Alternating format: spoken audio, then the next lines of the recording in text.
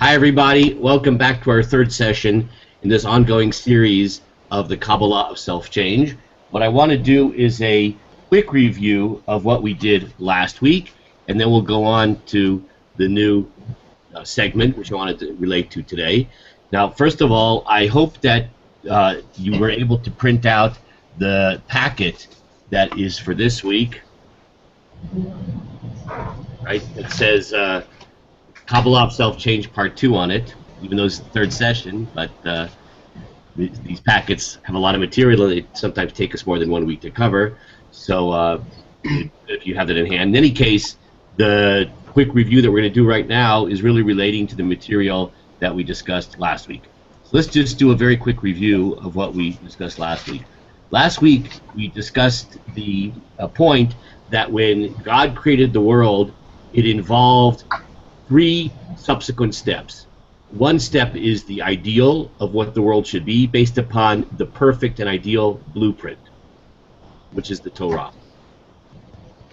The second step is the real.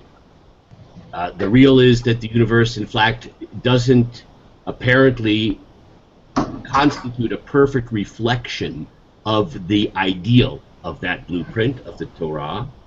And the third step is the rectification, the tikkun, the bringing of the cosmos back to reflecting the ideal of the perfect blueprint of the Torah.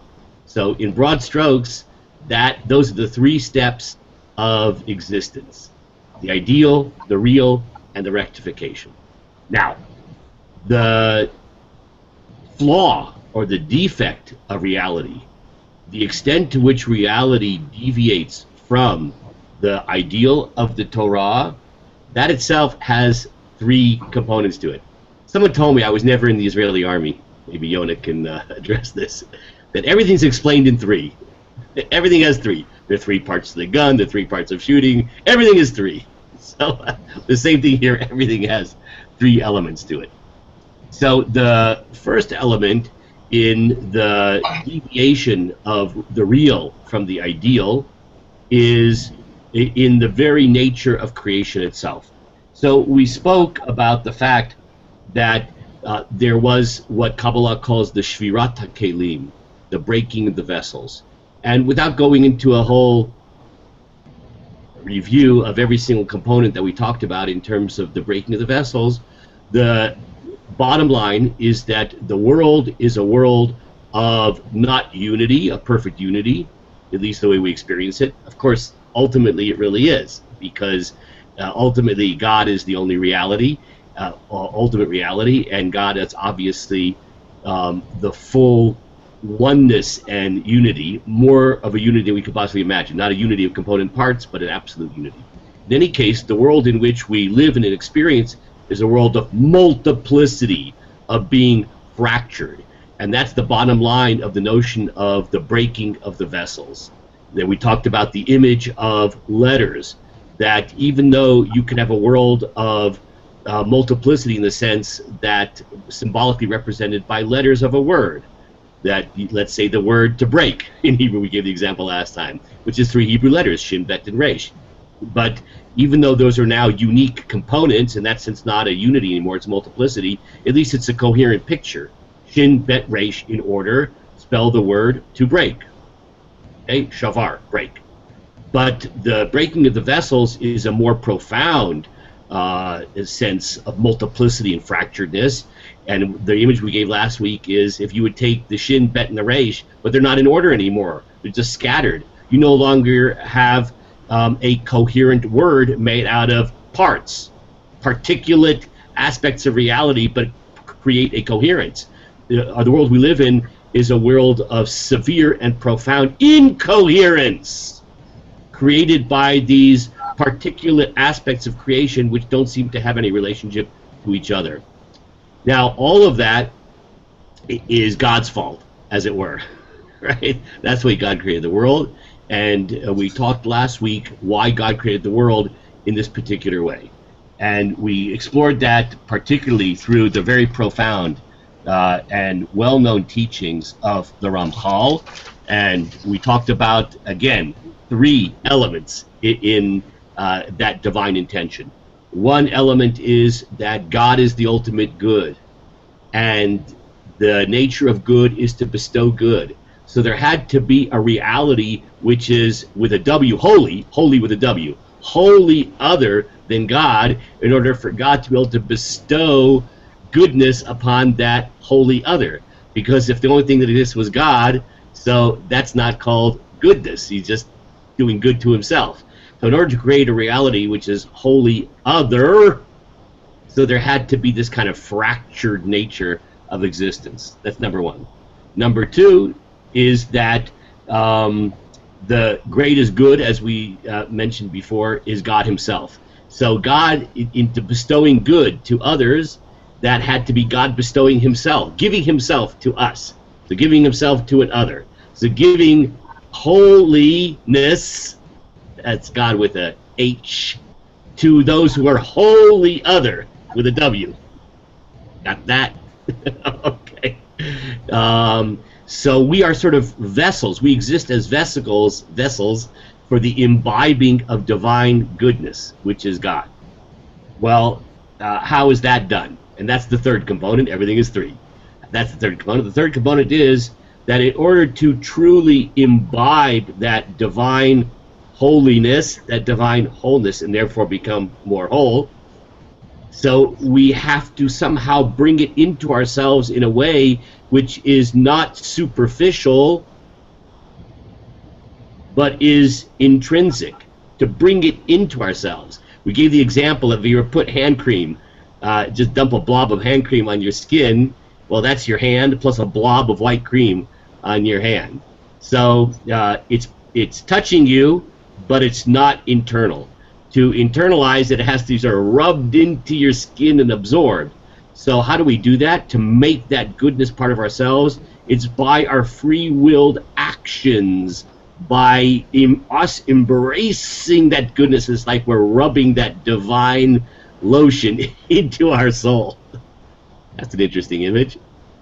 Hi, Dr. Zlotlo. So we're taking in that divine goodness into ourselves through mitzvot, what we now call mitzvot. Okay?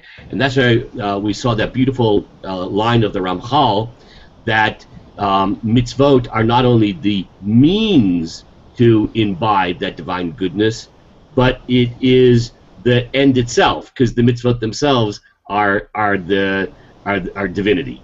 So by observing mitzvot, it's actually the means and the ends at the same time. Okay, so that's all part of the cosmic decline. The cosmic decline, the deviation from the ideal to the real, is part of the intent of divine creation, even before we came on the scene. But then there are two more steps of the divine decline. This is all a review. The second step was the sin of Adam HaRishon, Adam. When Adam sinned, so it took the already fractured nature of existence and made it more intense. That instead of having a relatively easy choice between good and evil, sort of like going into...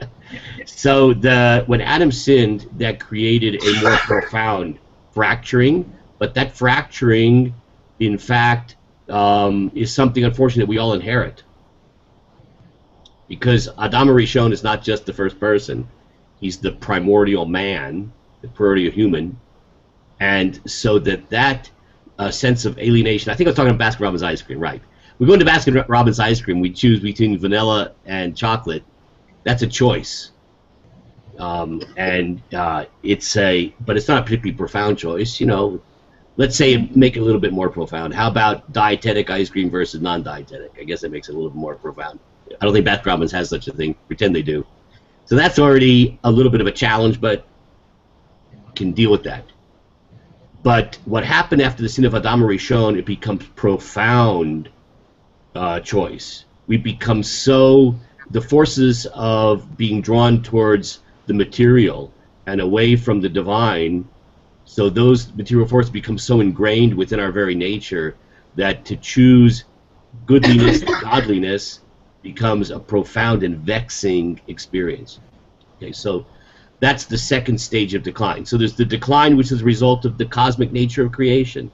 But then there's the second step, which is the further decline, which as a result of Adam's sin, which then is inherited by all of us. We all have that within us. In that sense, it's part of original sin. We alluded to that last week. There is such a Kabbalistic doctrine of original sin. I don't think it means the same thing as in Christianity. I think it means something different here. And then there's the third level, which is personal sin. When we ourselves sin personally, we don't necessarily cause our children to inherit that necessarily, though that's something to talk about in terms of psychological dynamics in families. Alcoholism is passed down from generation to generation, etc. So there is a certain element of that. But on a cosmic level, so our own personal sin then causes further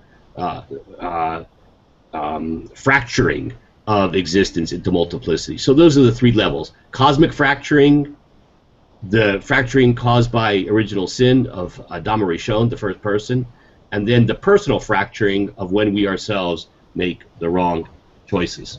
Okay, so that's what we discussed last week. Now, in a certain sense, I was thinking about this today, that that's all the bad news.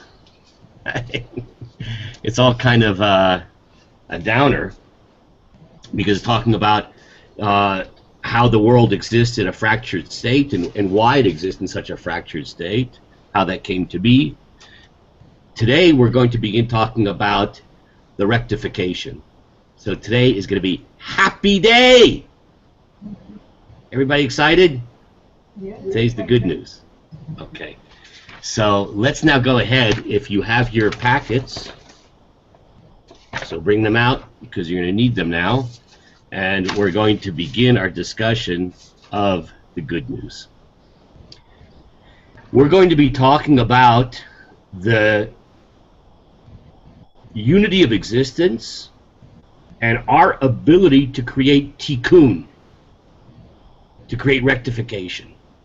And that level of rectification is going to happen on, guess how many levels? 3. Everything is 3.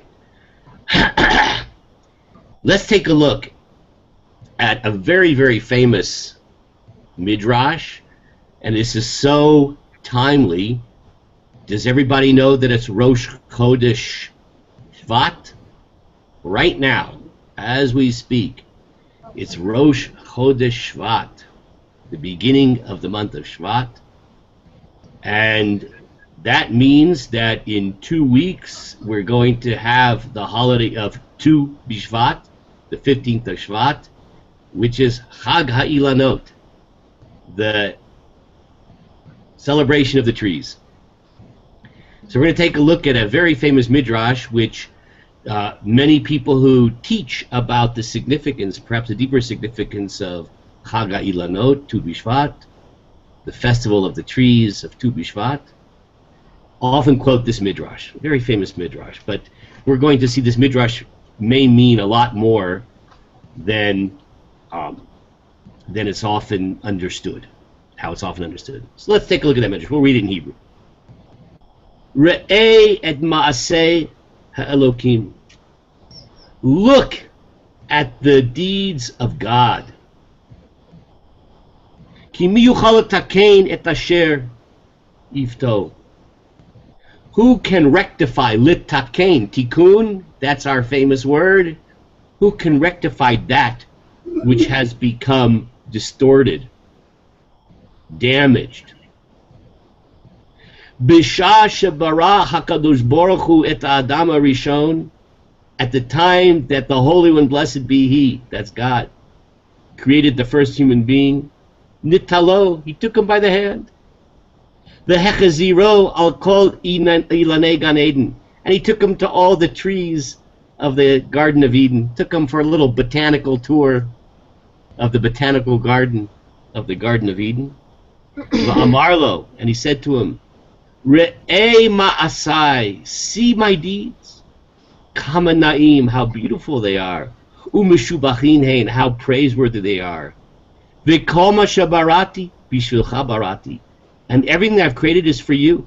We talked about this before. God created us in order that we become vessels for divine ecstasy, for divine goodness. Everything is for us. Tain datcha, therefore pay attention. Shelo tikalkel v'tachriv et olami, that you not ruin and destroy my world.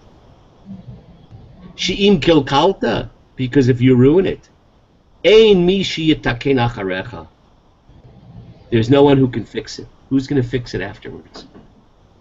So that's the very famous midrash. Many of you have seen that before. And on the simplest level, the first of the three levels, everything is three. So this means what we're now becoming much more aware of and committed to, and that is our ability to impact on the physical world around us. Of course, whenever we talk about the ability to impact, that could always be understood on either a positive level or a negative level, right? We can litakein, we can fix, we can lahachriv, we can destroy, lekalkel, ruin, laharos, destroy. Okay, so let's take a look a little bit more on this first level of our ability to impact the world around us on the most physical and narrow level, right? We can build dams, we can hew stones out of the earth. Let's read a famous Rambam. And this is all based upon a passage in the Torah, as the Rambam will explain. Ein kotzetzin ilanei ma'achal shechutz lemedina ve'ein monin mehem amat hamayim kadei sheyabshu. You're not allowed to chop down trees and to prevent the irrigation to getting to those trees, leading to the destruction of these trees, of the orchard. And this is all derived from the Torah. Shene'emar lo tashchit et etzah, that in a time of warfare, one shouldn't engage in environmental destruction for the purpose of environmental destruction. You know, scorch and burn policy, you've heard that expression. That's a warfare concept. Scorch and burn, whatever the expression is. So that's forbidden by the Torah. Lo asra Torah elo derech hashchata. Now the Torah only means this if one is doing this for the purpose of destruction. But for people who've been a farmer, sometimes you have to chop down a tree in order to save the orchard. You know, sometimes the tree may be diseased or whatever it may be. So it doesn't mean that it's some kind of absolute mindless sense that you can never chop down a tree. You can do it if it's for a constructive purpose, not for a destructive purpose. But then the Rambam goes on and explains that this is meant in a much larger sense. V'lo ha'ilano bilvad. We're not just talking about chopping down trees. This is a larger ethic. Ela kol mishaber kelim. A person who destroys anything. Korea bigadim. Take a perfectly good article of clothing and rip it up. Hores binyan. When you destroy a building. Sotem mayan. If you steal up a spring of water. U'me'abed machalot derech hashchata. You waste food. No food fights. Food fights are forbidden. Over below tashkit. That's all derived from the ethic of this biblical prohibition of not destroying trees. Okay, so that's on the most narrow level. I don't mean narrow in a disparaging sense, but in terms of a sense of scope and a sense of limited to the material realm. That we have the ability to impact on the physical world around us. And this is derived from the Torah. Now, I want to share with you a beautiful, famous story, which I printed here in small print. And I'll just read the story. Probably better if I just told it to you, but we'll read it together. So you'll know I'm not making it up. I'm reading it from print. So this is a famous story about Reb Ari Levin. Reb Ari Levin was a very famous rabbi who lived in the pre-state period and then into it, of under the British Mandate, and then to the time of the creation of the State of Israel. Very pious and holy rabbi who was known as the rabbi of the prisoners. He used to spend much time visiting prisoners in jail in British prisons and giving them comfort and inspiration. And he talks about when he first moved to the land of Israel, that one of the first things he did was to go visit the holy rabbi, Rabbi Avraham Yitzchak Cohen Kook, Rabbi Kook. This is this great figure, Rabbi Ari Levin, who now visits this incredible rabbi that I quote so much, Rav Kook. Let's read the story. I recall the early days from 1905 onward. when it is granted me by the grace of the blessed Lord to go up to the Holy Land. Oh, look how he talks about it when he made Aliyah.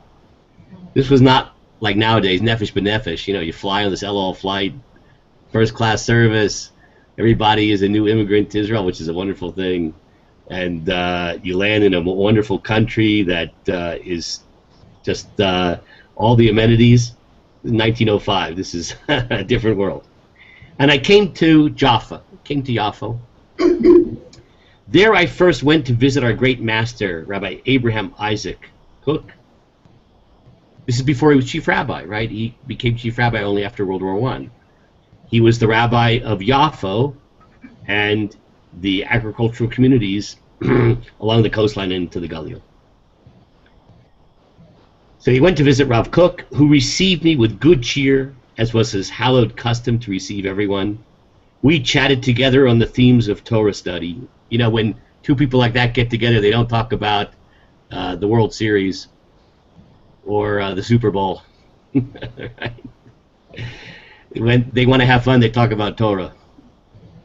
Wouldn't you love to have heard that conversation?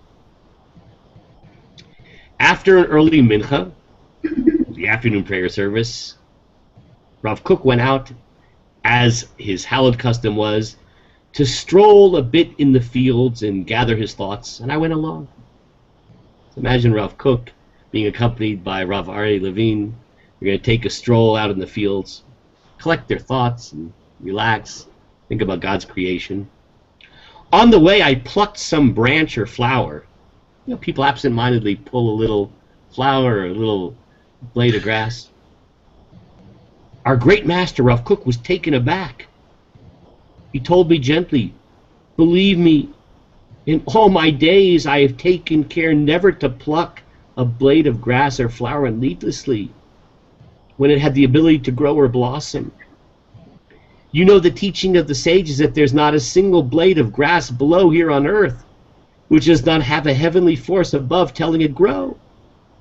Every sprout and leaf of grass says something, conveys some meaning. Every stone whispers some hidden message in the silence. Every creation utters its songs. These words, spoken from a pure and holy heart, engraved themselves deeply on my heart.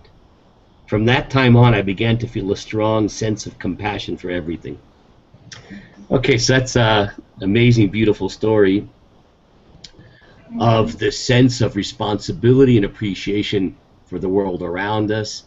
Things exist for a reason, and to destroy something without justification is part of the degradation of the world around us. It's making the wrong choice.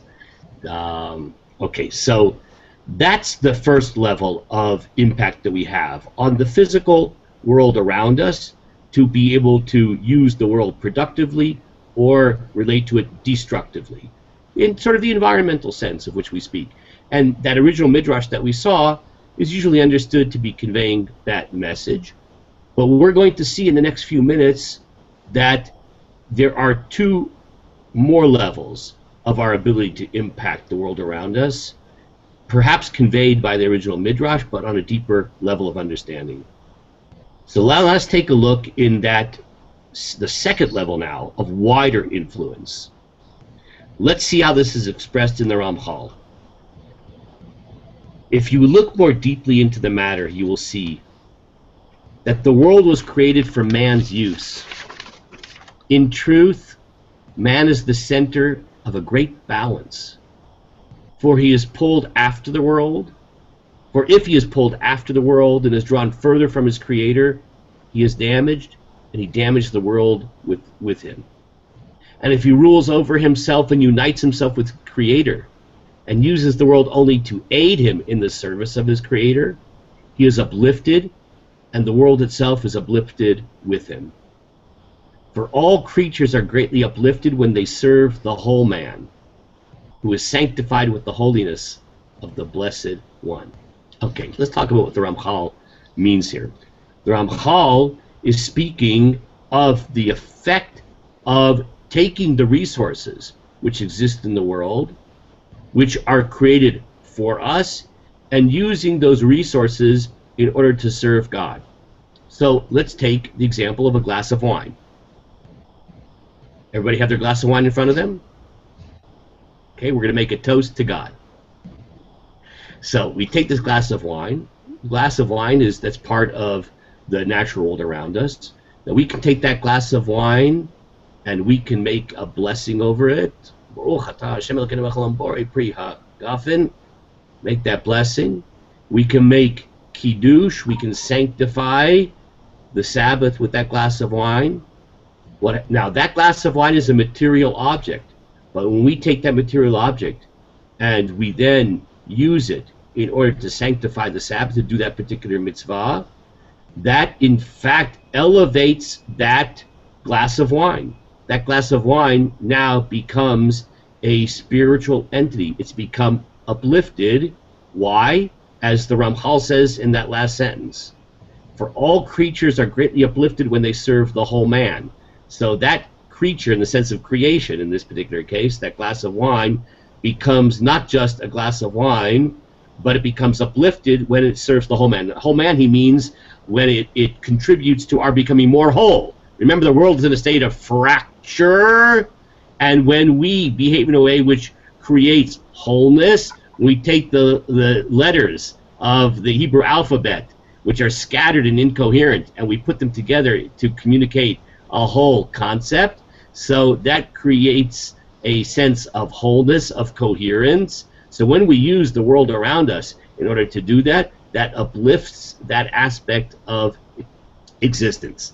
So this is the ability to, in fact, affect the spiritual nature of things, that grape juice becomes spiritually impacted through the observance of the mitzvot. So this is a more profound sense of impacting the world around us, right? It's not simply a matter of sort of environmental, ecological awareness, not to destroy a nice tree, which is also good, and that's the first level. But this is deeper. This is more spiritual. This is actually saying you can take that vine and you can elevate the spiritual nature of that vine by doing a specific mitzvah. Okay. Now I want to go deeper. Why the circle? Everything's three. So let's take a look at how Rav Chaim of Volozhin. Now, Rav Chaim of Volozhin was the founder of the great yeshiva in the town of Volozhin. He was the chief disciple of the great Gra, the Gaon of Vilna, the Vilna Gaon, and he founded this extremely important and famous yeshiva, which became the kind of predecessor of most of the yeshivot which exist in the world today. In one way or the other, it can all be traced one way or the other from the Volozhin yeshiva. Rav Kook was a student in that yeshiva. Rav Chaim wrote a non-Hasidic, Kabbalistic guide to spiritual truth and spiritual development. It's called Nefesh HaChaim, the soul of Chaim. His name was Chaim of Volozhin. It's often kind of compared and contrasted to the Tanya. So the Tanya and Nefesh HaChaim are two literary works, one coming from a Hasidic perspective, one coming from a non-Hasidic perspective. The great disciple of the arch opponent of the Hasidic movement, the Vilna Gaon, right? Rav Chaim is his disciple. He writes a kind of non-Hasidic but Kabbalistic answer, as it were, to Tanya. The truth of the matter is, they're both based upon Kabbalah, and you have to be pretty discerning and academic to be able to see how the emphasis in Nefesh HaChaim is slightly different than the Hasidic approach in Tanya, but that's not our concern for today. Our concern is to see the unity between all of these works. So let's see what Rav Chaim has to say here. Let's read it in Hebrew. Bara HaKadosh Baruch Hu et Adam. God created man. V'hi shlito al revavot kochot v'olamot ein mispar. And God empowered man over the creation of myriads of powers and worlds, limitless. Umisaram biyado shel adam. God has given over these myriads of powers and worlds into the hand of the human being. Shehu hamanhigotam, that the human being can actually become the one who guides and steers and leads all powers and universes. Al pi kol pirtei tnuot ma'asav, in accordance with the details of the actions of his actions, the dibur of his speech, umachshmotav, and his thoughts, hein l'tov, whether for the good or the hefech, chas v'shalom, or the opposite, God forbid. Let's just read that again, just the way I translated it on the page here. God created man and granted him control over myriads of powers and worlds without number. He gave them into the hands of man, that he direct them in accordance with all the details of his deeds, speech, and thoughts, whether for the good or the opposite. By the way, just to, I don't know why I'm telling you this. I guess I need some inexpensive therapy and encouragement. I translated a lot of this stuff myself in print. This is probably the first time that a lot of these sources have ever been translated into English. Isn't that kind of neat? I put a lot of work into this. You can say, thank you, Rabbi. You're welcome. Just want you to appreciate the lot of work went into this. So these some of these sources have never been translated in English. In any case, the what Rav Chaim Volozhin is saying is that we have a much deeper ability now to impact, because the first level was the ability to impact in a physical sense. We can destroy a tree or not destroy a tree. Fine. The second ability is to impact the spiritual nature of that specific entity. To take a vine, right, the wine that comes from the vine, and elevate that wine through doing a mitzvah with that. Do you appreciate that Rav Chaim is speaking in much wider terms when he talks about the myriads of powers and worlds that we have the ability through every action, every utterance, every thought in our mind to impact upon all of the spiritual underlying forces of all of existence, of all the cosmos. Wow. We have that control.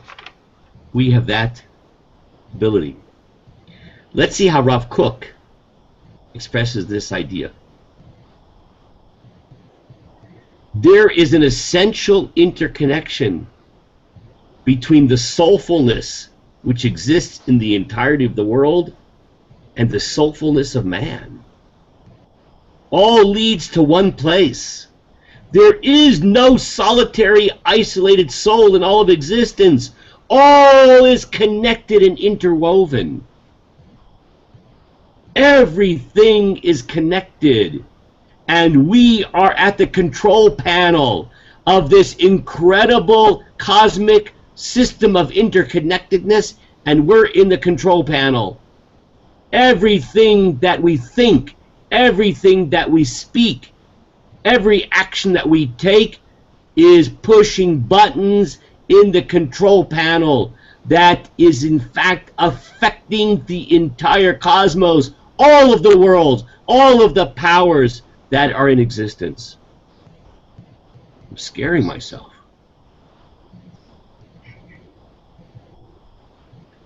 I'd like to go into some detail about that interconnectedness now.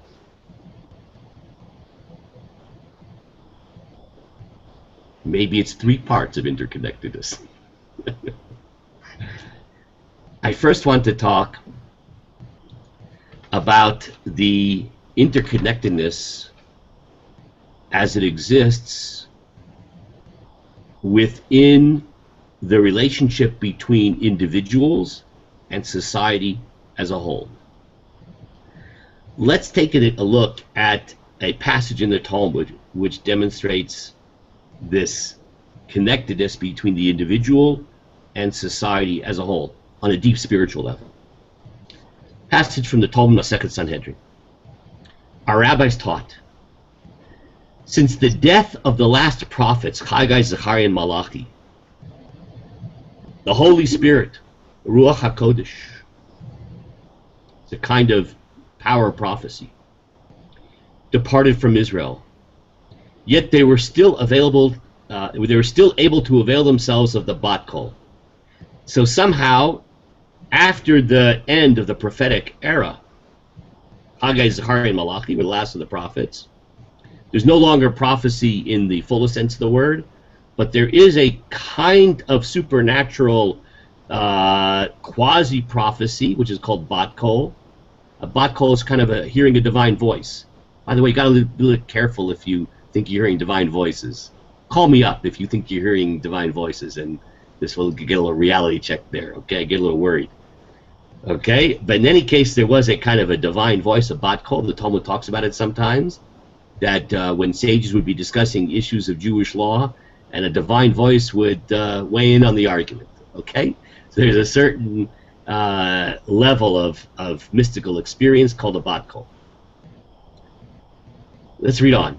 Once when the rabbis were meeting in the upper chamber of Guria's house in Yericho, a bat kol was heard from heaven saying, "There is one amongst you who is worthy that the Shekhinah should rest on him as it did on Moses.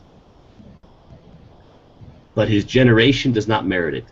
So there was somebody in that room, this divine voice said, that had the spiritual stature in potential and in worthiness of Moshe Rabbeinu. That's impressive. But his generation does not merit it. But he's not going to experience that level of spiritual greatness because of everybody else. The sages present set their eyes on Hillel the elder, the famous Rabbi Hillel. He was the one. Hillel could have been a Moshe Rabbeinu. But his generation didn't allow it to happen. We'll discuss the implications of this in a second. And when he died, they lamented and said, "Alas, the pious man, the humble man, the disciple of Ezra is no more." Once again, met in the upper chamber of Yavne, a bat kol was heard to say, "There is one amongst you who is worthy that the Shekhinah should rest on him, but his generation does not merit it." Same kind of story, but it happened again. Who is that person that the divine presence could have rested upon him in this incredibly mystical way to achieve the level almost of a prophecy, or indeed a prophecy, but the generation did not merit it? The sages present directed their gaze on Shmuel HaKatan, Shmuel the humble. And when he died, they lamented and said, "Alas, the pious man, alas, the humble man, the disciple of Hillel is no more." Okay. Now, for our purposes, what is the significance of this passage? This illustrates the intertwining impact of the individual in society. You could have an individual who, in a vacuum, on their own, has the spiritual prowess, as it were, of Moshe Rabbeinu. But we're all intertwined. And therefore, when the generation is on a lower level, it brings down, it impacts, degrades, lowers the capability of that tzaddik. You know, my son said this to me today. It was unbelievable. It wasn't today, actually. It was last night. For you, it was today. He asked the question. It was an unbelievable question. He said, "How come we don't have great rabbis in our generation?" That was a profound question. You know, sometimes when you read about Rav Kook, or you read about the Ramchal, or Moshe Chaim Luzzatto, you read about the great Ari, of Yitzhak Luria, you read about the sages of the Talmud, Rashi, Ramban, the medieval sages. And then you look around, and there's Joel Zeff. Yeah. What happened? Like we're an orphan generation. My son is asking, like, where's Where is the Rav Kook? Where's the Rashi? Where's the Ramchal? Where's the Ari? Where's Rabbi Meir? Where's Hillel? And part of the answer is the generation. That there may be people in our generation who could have been on that level of spiritual stature. But we're all connected. That interconnectedness has a flow from the society to the individual. There's no such thing as a tzaddik, a righteous person, who somehow achieves spiritual greatness because he lives in a cave someplace. It doesn't work that way. The klal, the collective, impacts, feeds into the spiritual strivings of the individual tzaddik and brings, in this case, the example here, brings him down. That Hillel could have been a Moshe Rabbeinu, but he couldn't achieve it. The Shekhinah could have dwelled upon him because of the generation. This is an example of how the collective, it being intertwined with the individual, can bring down that individual tzaddik. Now, let's go a little bit more deeply into the mechanism of how that happens. Let's take a look at a very famous passage from not the Babylonian Talmud, but the Talmud Yerushalmi. Discussing a mitzvah in the Torah which asks us not to bear a grudge or to take vengeance. That's a tall order. You know, someone steps on our toes, it's hard to not feel resentful, not to want to pay back that person for the negative thing that they did to us. So the Talmud discusses how one can somehow lift oneself up to the level of not bearing grudges, to not being resentful, to not wanting to take vengeance. The Talmud says the following: how can we be expected not to take revenge and not even to bear a grudge against someone that has hurt us? Famous example the Talmud Yerushalmi gives. While chopping meat, gives an example, there's a butcher chopping meat. The knife slips from the person's hand and cuts the other hand. It would be ludicrous for the injured hand to avenge itself by cutting the first hand. The butcher's slicing up some meat, cut himself. The Talmud says, can you imagine that he's so angry that the hand which got cut took the knife and sliced the other hand to pay it back? Aha! I'll get back at you. As one of the famous commentators on the Talmud Yerushalmi, the Korban Eidah, explains, read the next passage, the entire Jewish nation is one body. One body. It should be unthinkable for one Jew to take revenge against his fellow Jew. It would be like taking revenge on himself. So if we appreciate that idea, we can release ourselves from those feelings of vengeance, of bearing a grudge. We're all one. It's self-destructive when we feel those feelings of hostility and vengeance. Okay, we're all one. I want to show you something beautiful in terms of this connection between all of the individual units of Klal Yisrael, of the Jewish nation, that we're all one body. Listen to this passage from the Rambam. Now, the Rambam was not a Kabbalist in the contemporary sense of the word, but his words reflect deep spiritual truths. In his law code, listen to this. Haporesh midarchei tzibur, a person who separates from the ways of public life. So they decide they're to go live in, I don't know, Coloma. They're sick of the hustle and bustle of urban Sacramento. They go live someplace in the foothills on a farm. They're going to cultivate themselves spiritually, right? So the Rambam says, this is a law code. Just bear that in mind. This is not a book of ethics. This is a law code. The afal pishalo avar averot this person doesn't do any transgressions. They're keeping perfectly kosher up there in their shack in the foothills of the Sierra Nevada mountains. Keeping Shabbat perfectly. Ela shenivdal me'adat Yisrael, but they separate themselves from the Jewish people. They moved away from the community in order to grow spiritually in isolation. Ve'eino oseh mitzvot bichlalan, the person not involved in the collective mitzvot of the Jewish nation. He lives by himself.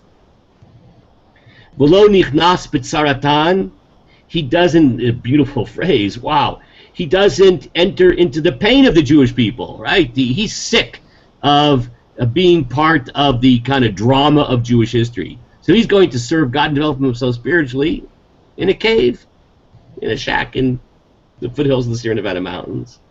But he's going to be a perfectly observant Jew on an individual level. V'lo mitaneh b'tanitan, when a fast is declared because of some trouble in the Jewish community of Sacramento, he doesn't participate in that. He's not part of that community. Ela holech b'darko, he just follows his own path. Kechad megoyar, it's like any other person. Uki'ilu eino mehen, he doesn't live that full identification and integration into Jewish community. Eino chelek l'olam haba, he has no portion in the world to come. Now that's bad. Not having a portion of the world to come is not a good thing. So look what the Rambam is saying. That one, especially for the Rambam, the world to come is a spiritual existence of profound connection to God. It's a non-bodily existence in which the soul experiences the ecstatic connection with its divine source.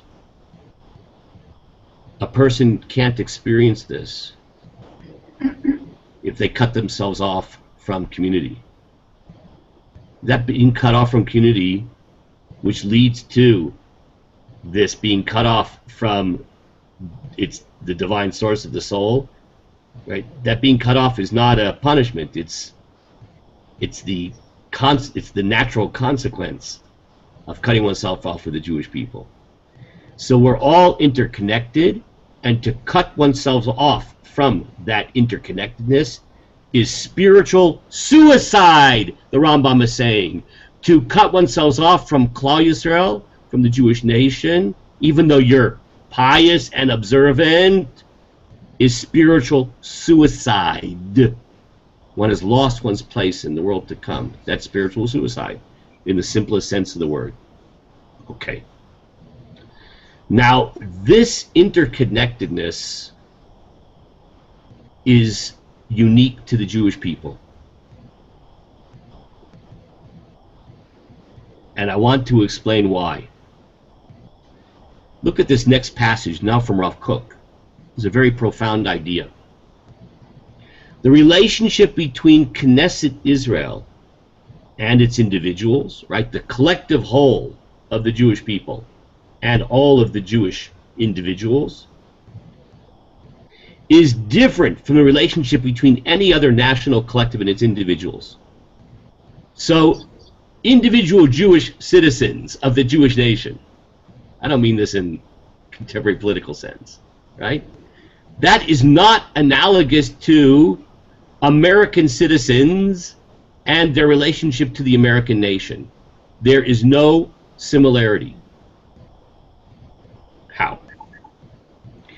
All other national collectives bestow upon its individuals only their external aspect.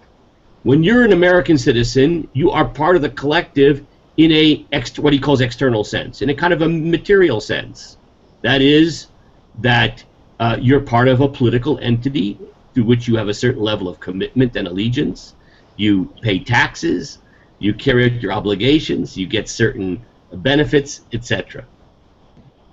Hopefully you speak the language of that nation, so on and so forth. Each individual draws the essence of being from the universal soul, from the godly soul, not by means of the collective. So American citizens have a profound relationship with God, or could, at least. They draw their spiritual vitality from the universal soul, right? The divine universal soul. But not via the American political collective. It has nothing to do with that. I mean, this is on a certain very real level. This, you know, it's so true that's why religion in the world is a highly personal issue between oneself and God. They're religious Gentiles who have a very real relationship with God in one way or the other, and that's a direct relationship with them and God. It has nothing to do with being an American citizen. This national collective, right, like American society, is not a divine unit with its own divine direction suffused within it. The American society is arbitrary. It's that a bunch of people, disconnected, got together and because of mutual interest created an entity which serves the greater good. And that's all fine and good. But it's not mystical. It's not divine. It's convenient. It's political. I don't mean to in any way diminish the significance of that and the importance of that, and God bless America. America is an incredible, wonderful political entity, unparalleled in the history of mankind in its ability to provide freedom and opportunity. But the point is that it's people coming together for mutual benefit, and in this case creating with great success a political entity which serves the interests of its individual members. But Israel is unlike this. We go back to the text of Rav Kook. The souls of its individuals are drawn from the source of the divine universal life force which resides in the collective, and the collective gives its soul to the individuals. Rav Kook is saying, our spiritual nature as Jews is derived from the super soul which animates and vitalizes the Jewish nation. We derive our spiritual vitality through the super soul of Knesset Yisrael. Oh, that's a nice one. Knesset Israel Torah Center. The soul of Knesset Israel, of the mystical oneness of the Jewish nation, animates, vitalizes, nourishes our souls as individual Jews. We receive our divine sustenance as filtered through the Jewish nation. That's just an arbitrary collection of individuals who get together and decide to speak a certain language and form a certain political system and economic system for mutual benefit, etc. It's a mystical entity through which divine power flows into the world. And by tapping into that, we receive our divine nourishment via that soul of the Jewish nation. And Rav Kook now talks about the implications of this. If one were to contemplate separation from the nation, one would have to separate one's soul from the source of its vitality. Remember how the Rambam in the Mishnah Torah talked about you commit spiritual suicide if you separate yourself from the Jewish people? Here's the deeper Kabbalistic explanation of why. Because the power source of our individual soul derives from being plugged into the super soul, the collective soul of the Jewish people. When we contemplate the idea of connecting ourselves from the Jewish nation, we're unplugging ourselves from the source of our own vitality, which is the super soul, the collective soul of the Jewish nation. We'll read again. If one were to contemplate separation from the nation, one would have to separate one's soul from the source of its vitality. The clinging of the individual Jew to the collective Israel is therefore great. That's why there's such, non-Jews have a hard time understanding where does the loyalty of a Jew to the Jewish nation come from. They actually give a negative spin. They're so clannish. You hear that? Where does that come from? It doesn't come from some kind of ethnocentric or chauvinistic kind of rah, rah, rah, yay me, yay us kind of sentimentality. It comes from the profound, deeply intuitive, sometimes subconscious understanding that my very spiritual existence is a function of me being tapped into Klal Yisrael. Read now. The clinging of the individual Jew to the collective is therefore great, and the Jew is willing to give his life in order to not be torn from the nation. For the soul and its essential rectification requires that of him. We understand, perhaps subconsciously, that our whole being spiritually and our rectification is a function of being deeply plugged into the Jewish nation as a whole. So the Jewish nation is not an arbitrary collection of individuals who get together for the benefit of all. It's actually a spiritual entity through which its individuals derive their spiritual vitality. That's the uniqueness of the Jewish people, of the Jewish nation. We will now pause here. Next week we will then go into a further discussion of the interconnectedness of the different aspects of reality and how that can empower us and inspire us to go on with our journey of tikkun, of rectification of the apparently fractured and disconnected nature of existence. Now, I'm going to stop the broadcast now, but I will stay online, so don't go away, and we can have a discussion or questions and answers, etc. So I'm going to stop the broadcast. Bye, everybody, until our next session. But don't go away. We can talk if you'd like to.